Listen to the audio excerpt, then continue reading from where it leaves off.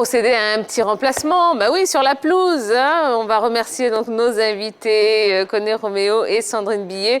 Et nous allons pouvoir accueillir... Oui, non, on continue comme ça? On reste comme ça?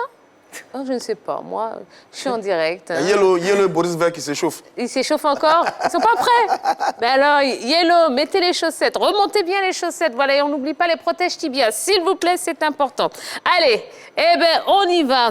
Parole d'Aix, hein, qui nous replonge dans les souvenirs de Fadel Keïta, l'ancien attaquant de l'Africa Sport et des éléphants de Côte d'Ivoire. Eh ben, regardons ensemble cette vidéo.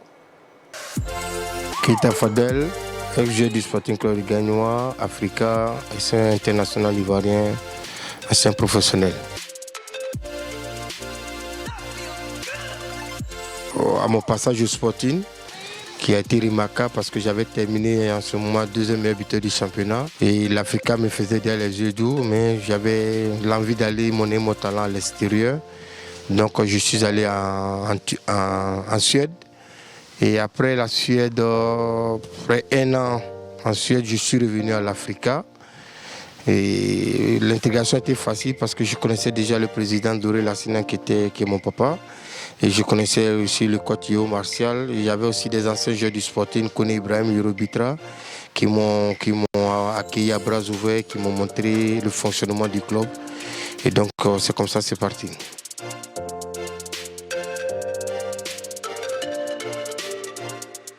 En 99, déjà on était une bonne équipe parce que là, c'était la famille, c'était des amis qui étaient tous ensemble. Et on avait des dirigeants aussi qui étaient à nos petits soins, donc cela fait qu'on n'avait pas peur. Chaque fois qu'on voyageait, on avait la motivation des dirigeants, comme je dis toujours. C'était une année merveilleuse pour nous, dans la mesure où on a été champion, on a gagné la SEC Mimosa pour avoir le titre et là, donc la finale c'était le bonus. Une concentration, plus l'envie, la motivation. Et comme je dis toujours, chaque fois que j'avais un match, je m'intéressais beaucoup j'aimais lancer des défis à mon président Doré Lassina et qui était toujours partant pour les défis. Donc ça fait que c'était une motivation supplémentaire pour moi.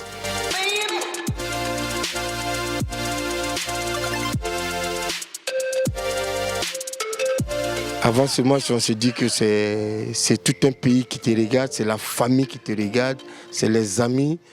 Et dans le tunnel, il faut vraiment vivre ce moment-là une fois dans sa vie. Surtout quand le stade est bombé, il y a près de 40 000 spectateurs au stade. Déjà dans le tunnel, tu attends les battements des pieds, donc tu n'as pas droit à l'erreur. Et donc quand souvent on a des petits coins dans le tunnel que ceux les initiés, les anciens connaissent, les joueurs connaissent, c'est-à-dire quand on est dans le tunnel, il y a des trous, on s'arrête pour regarder de l'autre côté. Quand on voit que le stade est bondé, on se dit ouais, aujourd'hui c'est le spectacle. Donc voilà. Donc pour nous, il fallait faire le spectacle et bien faire le spectacle aussi.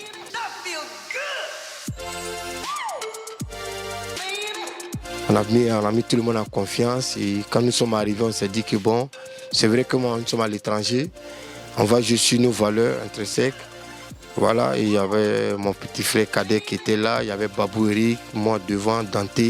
Donc on s'est dit que tant que les défenseurs n'encaissent pas, nous on allait avoir une seule occasion.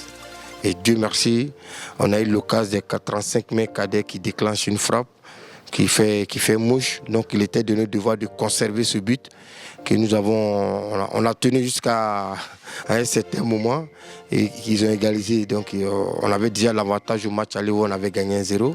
Donc on a tenu jusqu'au bout et finalement on a eu gain de cause. On a gagné.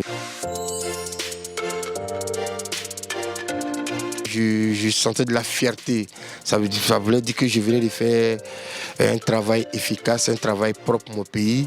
Et donc, quand tu nous as dit que non, l'avion, le gouvernement présidentiel est venu nous chercher, j'étais tellement content que j'ai remis le téléphone au président Doré, qui allait crier dans les WC pour dire que le président nous envoie l'avion. Le foot m'a permis de vivre ce moment précis. Et du terrain, nous sommes venus directement au domicile du chef de l'État à l'époque. Peut-être que je vais passer par votre canal pour dire qu'on attend encore notre récompense parce que c'est dans l'histoire de la Côte d'Ivoire, quand tu es champion d'Afrique, tu as une récompense. Et ça fait 23 ans qu'on attend la récompense, quoi. Voilà. Aujourd'hui, personne ne peut imaginer l'Africain en deuxième division. Aujourd'hui, l'Africain en deuxième division. Donc, si l'Africain vraiment veut vraiment rebondir, c'est de tendre la main, d'aller vers ces mécènes-là qui peuvent nous sortir du besoin. Parce que là, l'Africain ne mérite pas de jouer en deuxième division, mais ça fait partie du football. Et comme on le dit, il y a des grandes nations, il y a des grands clubs qui sont en deuxième division. La Juve est en deuxième division. Ils sont remontés. Voilà, c'est comme ça, c'est le football. Donc il faut accepter souvent aussi d'aller goûter ailleurs pour pouvoir revenir et pour comprendre et ne pas commettre les mêmes erreurs dans le futur. Merci à la 3. C'était Keita Fadel, jeu de l'Africa, Sporting Club de Gagnoa, S international dans Parole d'Aix. Eh ben, ça fait plaisir, hein. Bon, même si on le voit, on le reçoit régulièrement, mais ça fait plaisir en tout cas de l'entendre en sa qualité d'ex-footballeur. Alors, un attaquant type avant-centre, est-ce qu'il vous a particulièrement marqué par ses exploits? Allez, oui, Stéphane, on commence avec vous. Moi je l'ai vu jouer. J'ai une petite histoire avec eux quand même, parce qu'à une certaine époque, je dis enfin lui, Kader Keita, et puis toute la famille, parce que son père, Makan Keita, a été un très grand dirigeant du Sporting Club de Gagnoa, dans le fromager. Donc, j'ai pu me déplacer une année, quand j'étais encore étudiant, pour aller faire un sujet là-bas du côté de Gagnoa. Et donc, j'ai connu le père, un véritable passionné, qui a transmis cette passion-là à ses enfants. Donc, il y a eu lui ses débuts à Gagnoa. Ensuite, il enchaîne du côté de l'Africa Sport d'Abidjan. Oui, c'était un très bon attaquant. Rapide sur ses jambes, renard de surface, très bon joueur de la tête qui marquait beaucoup de buts.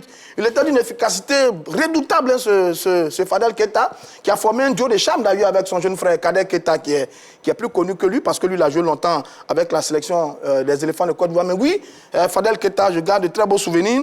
D'ailleurs, le souvenir le plus marquant, c'est la Coupe d'Afrique des vainqueurs de coupe. Je crois face au club africain en 1999. L'Afrique gagne 2-1. C'était la génération des Kone Ibrahim, des Babou Eric. Je pense que Komara Yacouba était en train de finir. Les Dagochal étaient légèrement partis, ils étaient derrière. Oui, cette année-là, cette période-là, oui, c'était l'un des derniers crus de grande qualité de l'Africa Sport d'Abidjan. Et lui, il en faisait partie. On est très heureux pour lui aujourd'hui. Je le vois souvent au terrain. On s'appelle très souvent pour parler du Sporting Club de Gagnoa. Oui, c'était un très beau champion, notre Fadel Keita. Moi, par contre, je ne l'ai pas vu jouer, mais lors de l'interview, il a parlé un peu de lui. Et ce qui m'a marqué surtout, il me disait comme ça, jeune frère, à un moment donné, c'était pour, je pense, le titre, et l'Africain était en difficulté. Au match aller, je pense qu'ils ont perdu, puis au match retour, il était blessé, il ne pouvait pas jouer, donc finalement, il allait au terrain.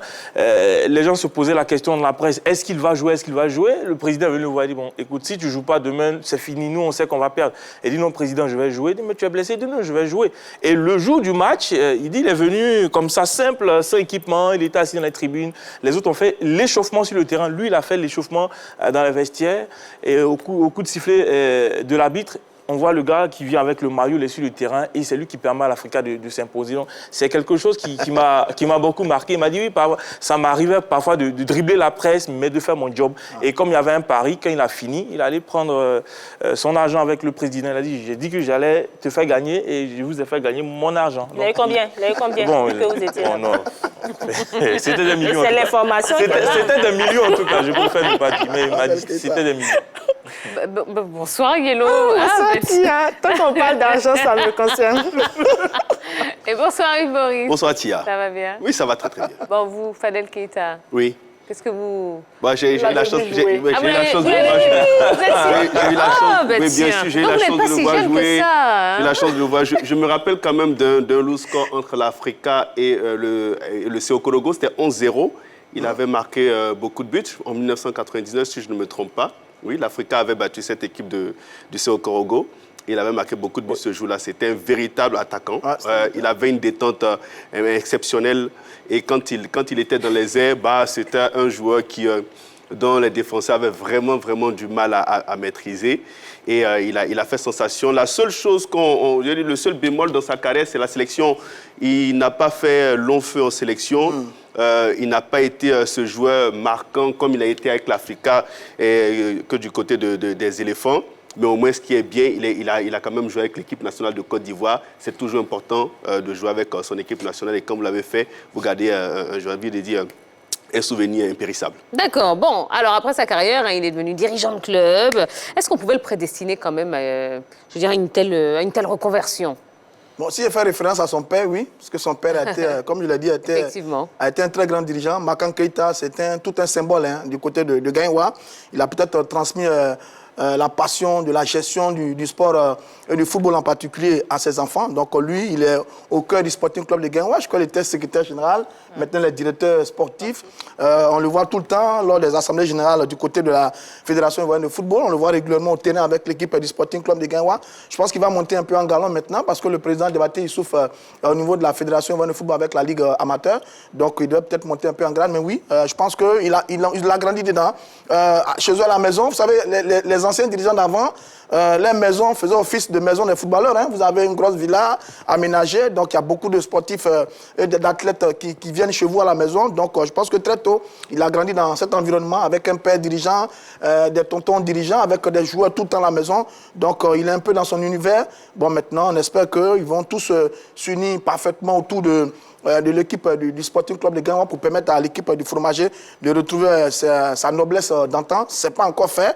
Guingois n'y arrive pas depuis de nombreuses années. C'est un peu dommage. Mais bon, oui, Fadel Keïta, il est né dans l'univers, il y est. C'est un peu dommage pour son petit frère, Kader Keïta, qui est peut-être plus doué que lui, mais qui était plus doué que lui sur le terrain, mais qu'on ne voit pas beaucoup autour du Sporting Club de Guingois.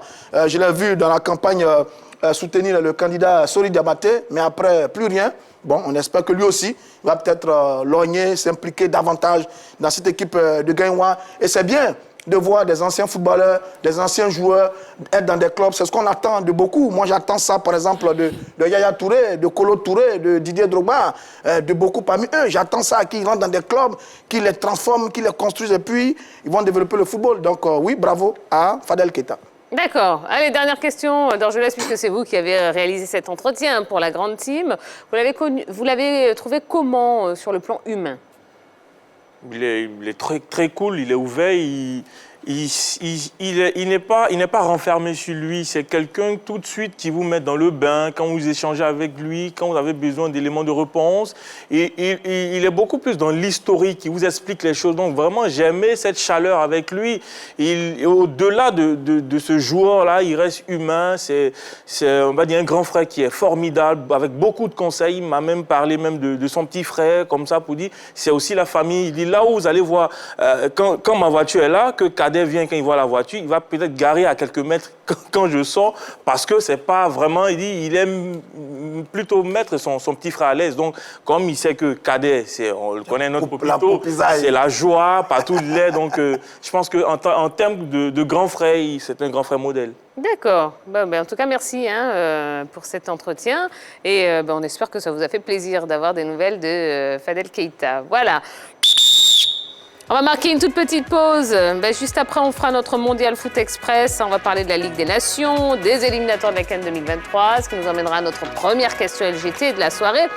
Didier Deschamps est-il toujours l'homme de la situation? Oui, on laisse nos éléphants se reposer un tout petit peu. Donc on passe la main à l'équipe de France ce soir, puisque à partir de demain, on reviendra sur nos éléphants. Donc Didier Deschamps est-il l'homme de la situation? Et puis juste après, on parlera basketball, les playoffs N1. L'échec de la JCA et de la SOA, est-ce que c'était une surprise finalement pour vous? On en parlera également ensemble, donc n'hésitez pas, laissez-nous des messages sur la page Facebook de la 3. À tout de suite.